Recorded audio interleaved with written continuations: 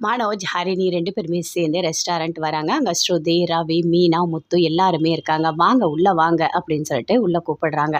கூப்பிட்டு உடனே அப்படியே பார்க்குறாங்க. பார்த்த உடனே ரொம்ப அழகாக இருக்குது, நல்லா இருக்குது ரெஸ்டாரண்ட் அப்படின்னு ஹரிணி சொல்கிறாங்க. "எல்லாம் சுமாராக தான் இருக்குது" அப்படின்னு மனோஜ் சொல்கிறாரு.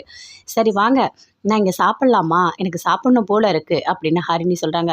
"என்ன ஹரிணி, இங்கே போய் சாப்பிட்லான்னு சொன்னேன், இது கொஞ்சம் லோக்கலாக ஐட்டம்ஸ் இருக்கும், இதை சாப்பிட்டேன்னா உனக்கு ஒன்றும் நல்லா இருக்காது" அப்படின்னு மனோஜ் சொல்கிறாரு.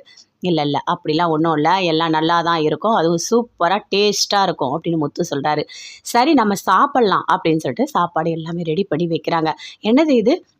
இது வந்து மண்பாண்டம், அந்த பிரியாணி சூப்பராக இருக்கும், டேஸ்ட்டாக இருக்கும், இது இங்கே நல்லா ஃபேமஸ்" அப்படின்னு சொல்கிறாரு ரவி. "அப்படியா?" அப்படின்னு எடுத்து சாப்பிட்றாங்க. "ஐயோ, டேஸ்ட்டு வேறு லெவலில் இருக்குது, சூப்பராக இருக்குது, நல்லா இருக்குது" அப்படின்னு சொல்லிட்டு பாராட்டுறாங்க. எல்லாம் சுமாராக தான் இருக்குது" அப்படின்னு மனோஜ் சொல்கிறாரு.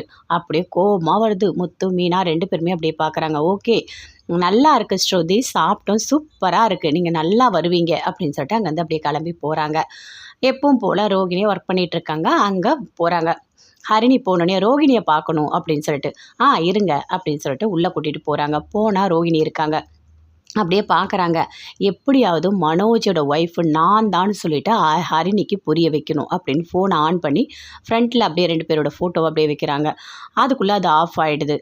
"உங்களுக்கு என்ன பண்ணணும்?" அப்படின்னு கேட்குறாங்க. "எனக்கு வந்துட்டு இந்த ஃபேஷியல் எல்லாமே நான் பண்ணணும்" அப்படின்னு சொல்கிறாங்க. "ஓகே" அப்படின்னு சொல்லிட்டு எல்லாமே பண்ணிக்கிட்டே இருக்காங்க. அப்படியே ஃபோனை காட்டுறாங்க. "இது ஓகேவா, இந்த மாதிரி பண்ணலாமா" அப்படின்னு சொல்லிட்டு. "இது யார்? மனோஜ் இல்லை, மனோஜ் எப்படி இவங்க கூட?" அப்படின்னு சொல்லிட்டு. "அவர் தான் என்னோட ஹஸ்பண்டு, இப்போ எங்களுக்கு டிவோர்ஸ் போயிட்டுருக்கு" அப்படின்னு சொல்கிறாங்க. "ஓ அப்படியா, நீங்கள் தான் அந்த எக்ஸ் ஒய்ஃபா?" அப்படின்னு கேட்குறாங்க ஹரிணி. "ஆமாம், என்னோடய மாமியார் ரொம்ப என்னை கொடுமைப்படுத்தினாங்க, பணம் பணம்னு கேட்டாங்க, இந்த பார்லர் கூட என்னது தான், ஆனால் நான் விற்றுட்டேன்" அப்படின்னு சொல்கிறாங்க. "ஓ அப்படியா?" அப்படின்னு கேட்குறாங்க. ஓகே, உங்களுக்கு எப்படி இதெல்லாம் தெரியும்?" "இல்லை, நான் தான் அவரை என்கேஜ்மெண்ட் பண்ணியிருக்கேன், அதனால தான் நான் கேட்டேன்" அப்படின்னு சொல்லிட்டு அங்கேருந்து கிளம்பி போகிறாங்க. ரோகிணி எல்லாமே முடிஞ்ச அளவுக்கு தப்பாக எல்லாமே சொல்லி விட்டுட்டாங்க. அங்கேருந்து அப்படி டென்ஷனாக போகிறாங்க. சிந்தாமணி அவங்க ஹஸ்பண்ட் 2 பேருமே சேர்ந்து பேசிகிட்டு இருக்காங்க. "இங்கே பாருங்கள், நம்ம பொண்ணு ரேக்கா நம்ம பேச்சை கேட்க மாட்டா, அதனால் அவளை என்ன பண்ணலாம், இந்த சத்யா கிட்ட வந்து பிரிக்கணும். ஏன்னா இவன் நல்லவனே கிடையாது, இவன் திருடன், இவனுக்கு போய் நம்ம பொண்ணை கல்யாணம் பண்ணி கொடுக்கக்கூடாது. அதனால் நீங்கள் என்ன பண்ணுறீங்க, ரேக்காவை ஏதாவது ஒரு வெளியூருக்கு அனுப்பிடுங்க" அப்படின்னு சொல்கிறாங்க. "கொஞ்சம் நாளைக்கு, அதுக்குள்ளே இந்த சத்யாவோட கதையை நான் முடிச்சிட்றேன்" அப்படின்னு சொல்கிறாங்க. "சரி, ஹைதராபாத்தில் ஏதோ ஒரு பிரான்ச் இருக்குது, சரி அங்கே அனுப்பி வைக்கிறேன்" அப்படின்னு சொல்கிறாரு. "சரிங்க, நான் போயிட்டு வரேன், இங்கே பாரு, நடந்ததெல்லாம் விடு, இனிமேல் பொண்ணோட வாழ்க்கை தான் முக்கியம், சரியா" அப்படின்னு சொல்கிறாரு. சிந்தாமணியும் அவங்க வீட்டுக்கார் 2 பேருமே பேசிக்கிறாங்க. பேசிவிட்டு அங்கேருந்து அப்படியே கிளம்பி போகிறாங்க. டென்ஷனாகவே இருக்காங்க ஒரு மாதிரி. "என்ன இப்படி இருக்குது" அப்படின்னு சொல்லிட்டு. அப்போ முத்து வராரு. "என்ன மீனா ஒரு மாதிரி யோசிச்சுட்ருக்க" அப்படின்னு சொல்லிட்டு.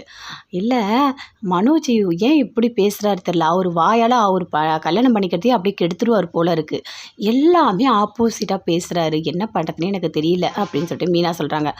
"அவன்லாம் திருந்தவே மாட்டான், அவனுக்கு அவன் தலையில் அவனே மண்ணு வாரி போட்டுப்பான், ஆனால் அத்தை விட மாட்டாங்க, எப்படியாவது ஹரிணியை கல்யாணம் பண்ணி வச்சுருவாங்க" அப்படின்னு மீனா சொல்கிறாங்க.